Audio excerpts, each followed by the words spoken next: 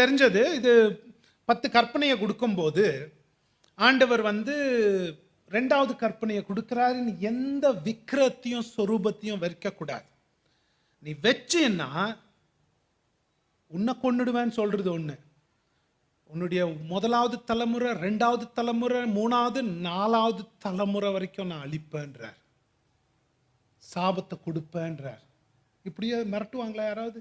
நம்மலாம் படங்களில் ரவுடியை பார்த்துருக்கோம், அவன் குடும்பமே இல்லாமல் செய்கிறான், உன் 4 தலைமுறை இல்லாமல் நான் அழிப்பேன்றார். 4th ஜெனரேஷன் வரைக்கும். எந்த கட்டளையில் வருது அது?